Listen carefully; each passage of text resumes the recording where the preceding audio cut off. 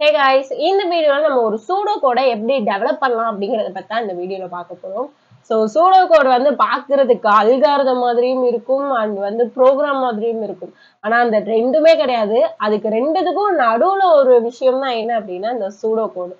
So பார்க்கறதுக்கு வந்து குழப்பமா இருக்கும். பட் ஆனா இதுல சின்ன டிஃபரன்சஸ் இருக்கும். ஸோ அதை பத்தி பார்ப்போம். நான் இதுல என்ன சொல்லியிருந்தேன், அல்காரிதம் மாதிரியும் இருக்கும், ப்ரோக்ராம் மாதிரியும் இருக்கும்னு சொல்லியிருந்தேன். ஆனா அல்காரிதம் தாண்டி அந்த நடுவுல வர ஒரு விஷயம் தான் என்ன, சூடோ கோடு. அப்ப அந்த சூடோ கோடை தாண்டி போற விஷயம் தான் கோடிங்.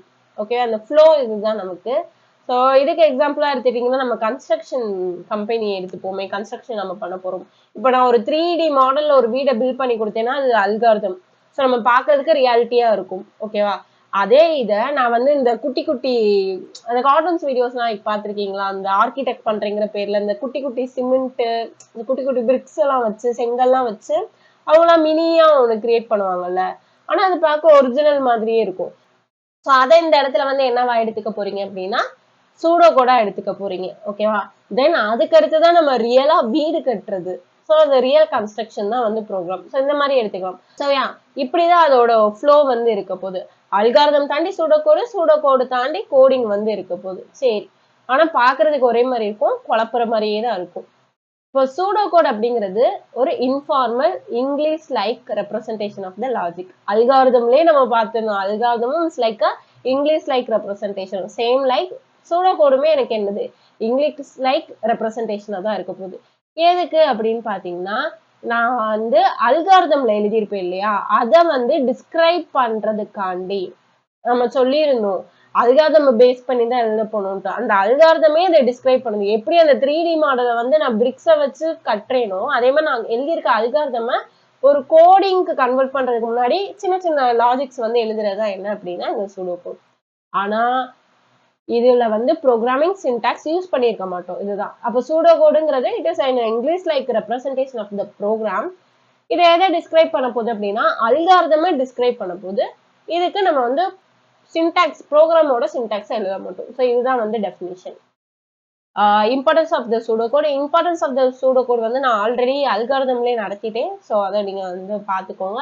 ரீட் பண்ணாலே அண்டர்ஸ்டாண்ட் ஆயிடும். ஓகே, இப்போ நம்ம வந்து சூடோ கோடுக்கும் ப்ரோக்ராமுக்கும் டிஃப்ரென்ஸ் பார்த்தீங்கனாலே புரியும். ஸோ எக்ஸாக்டா கிட்டத்தட்ட அதே மாதிரி தான், ப்ரோக்ராம் மாதிரி தான் இருக்கும். ஆனா இதுல யூஸ் பண்ணியிருக்க எந்த சின்டாக்ஸுமே இந்த இடத்துல சூடோ கோட்ல வந்து யூஸ் பண்ணல. இதே இது நம்ம அல்காரிதம் பார்த்தோம்னு வச்சுக்கோங்க, ஸ்டெப் 1, ஸ்டெப் 2, ஸ்டெப் 3 இந்த மாதிரி இங்கிலீஷ்ல நிறைய பேராகிராஃபா எழுதியிருப்போம். ஆனா இந்த இடத்துல சிம்பிளா எழுதியிருக்கும். அதான் சொன்னேன், ப்ரோக்ராம் மாதிரியும் இருக்காது, அல்காரிதம் மாதிரியும் இருக்காதுன்னு சொல்லிட்டு. ஓகே, நெக்ஸ்ட் இதோட கேரக்டரிஸ்டிக்ஸ் பாத்தீங்க அப்படின்னா, இது பாக்குறதுக்கு சிம்பிள் அண்ட் கிளியர் ஸ்டேட்மெண்ட். நம்ம அங்க அல்காரிதம்ல படிச்சதுதான் இங்க வரப்போகுது. இதுல வந்து சின்டாக்ஸ் எல்லாம் வந்து ஸ்ட்ரிக்டா அவாய்ட் பண்ணிடும். இது எதுக்கு மெயினா ஃபோக்கஸ் பண்ணுதுன்னு பாத்தீங்கன்னா லாஜிக்கு தான், லாங்குவேஜுக்கு கிடையாது. ஸோ இது வந்து ஈஸியா வந்து ரீட் பண்ணிக்கலாம், மாடிஃபிகேஷன் பண்ணிக்கலாம். இதோட ரூல்ஸ்ன்னு எடுத்துக்கிட்டிங்கன்னா நம்ம வந்து சிம்பிள் இங்கிலீஷ்ல தான் எழுதணும். ஓகேவா? அப்புறம் நம்ம ப்ரோக்ராமிங் சின்டாக்சஸ் வந்து இருக்காது. லைக் printf, scanf இந்த மாதிரி நமக்கு இருக்காது. இது வந்து அந்த printf, scanfக்கு பதிலா இந்த மாதிரி கீவேர்ட்ஸ் வந்து இருக்கும். ஓகேவா? Read, display. printfனா நம்ம வந்து டிஸ்பிளே பண்ணுவோம். scanfனா நம்ம வந்து ரீட் பண்ணுவோம். ஸோ இந்த மாதிரி ரீட் அண்ட் டிஸ்பிளே அப்படின்னு சொல்லிட்டு நமக்கு இருக்கும். அப்புறம் இன்டென்டேஷன் ஸ்டேட்மெண்ட் வந்து ப்ராப்பரா நம்ம வந்து கொடுத்துருக்கணும். அதுக்குரிய ஸ்பேசஸ் வந்து கரெக்டா கொடுத்துக்கணும். அப்புறம் மெயினான விஷயம், நான் கீவேர்ட்ஸை எல்லாத்தையுமே இந்த ரீடு டிஸ்பிளேன்னு கொடுக்குறது உட்காந்து ஸ்மால் லெட்டர்ல எழுதிட்டு இருக்க கூடாது. இதெல்லாம் வந்து நம்ம வந்து என்ன பண்ணுவோம், கேபிட்டல் லெட்டர்ல எழுதணும்.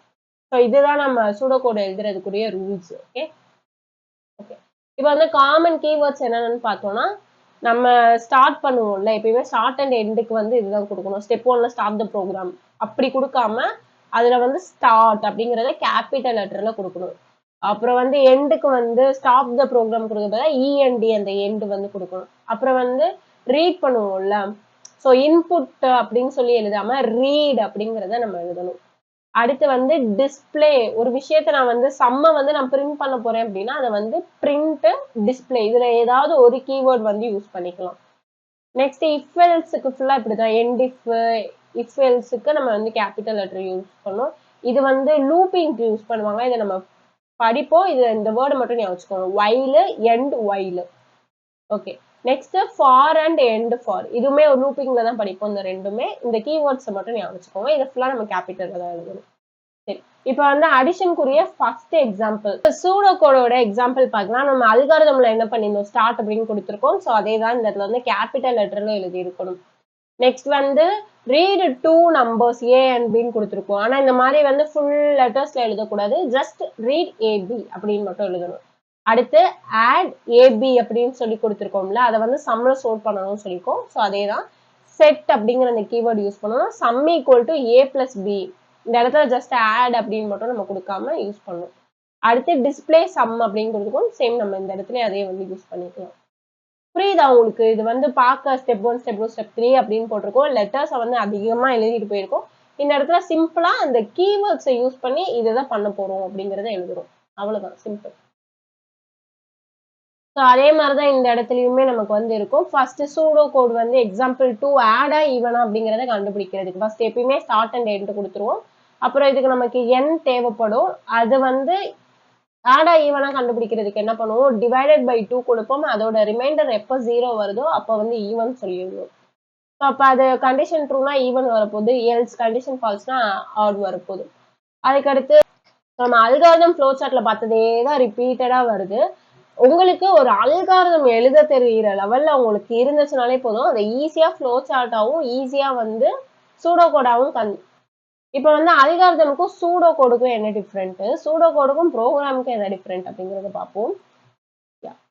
இது வந்து ஸ்டெப் பை ஸ்டெப் லாஜிக் நம்ம சொல்லியிருந்தோம். ஒரு ஸ்டெப்புக்கு அடுத்து இந்த ஸ்டெப் போகணும் அப்படின்னு சொல்லிட்டு இது வந்து டீடைல்டு லாஜிக். என்னடா டீடைலா லெட்டர்ஸா எழுதியிருக்கோம் அப்படின்னு கிடையாது. இதை பிரிண்ட் பண்ணணும், இது பண்ணணும் அப்படின்னு சொல்லிட்டு அதுக்குரிய அந்த டீடைல் வெர்ஷன் லாஜிக்கை கொடுக்கறது தான் இது. நெக்ஸ்ட் வந்து இது வந்து லெஸ் டீடைலா இருக்கும், இது வந்து மோர் டீடைலா இருக்கும். நம்ம ப்ரோக்ராம் கன்வெர்ட் பண்றதுக்கு ஈஸியா இருக்கிறதுனால இது மோர் டீடைலா இருக்கும். இது வந்து ஸ்ட்ரக்சர்டு ஸ்டெப்ஸா இருக்கும். இதுல வந்து use keywords and indentation use பண்ணுவோம். அதுல வந்து ஸ்டார்டிங்கிற கீவேர்ட்ஸ் யூஸ் பண்ணிப்போம், எண்டு, ஸோ இந்த மாதிரி கீவேர்ட்ஸ் அண்ட் இன்டென்டேஷன் வந்து யூஸ் பண்ணுவோம். இப்போ சூடோ கோடுக்கும் ப்ரோக்ராமுக்கும் என்ன டிஃப்ரெண்ட், இது இங்கிலீஷா தான் இருக்க போது. அது வந்து ப்ரோக்ராமிங் லாங்குவேஜ், பிரிண்டர், ஸ்கேனர்ஸ் இந்த மாதிரி இருக்க போது. இதுல எந்த ஒரு சின்டாக்சஸுமே யூஸ் பண்ணியிருக்க மாட்டோம். பட் ஆனா ப்ரோக்ராம்ல சின்டாக்சஸ் மெயினா தேவை. இதை நம்மளால எக்ஸிக்யூட்டே பண்ண முடியாது, ஜஸ்ட் எழுதி வச்சுட்டு சும்மா தான் பார்க்க முடியும்.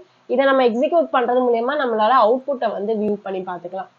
சூடோ கோடோட லிமிடேஷன் பார்த்தீங்கன்னா இதுக்குன்னு சொல்லிட்டு எந்த ஒரு ஸ்டாண்டர்ட் ஃபார்மட்டும் இல்லை, இதை இப்படிதான் எழுதணும் அப்படிங்கிறது கிடையாது.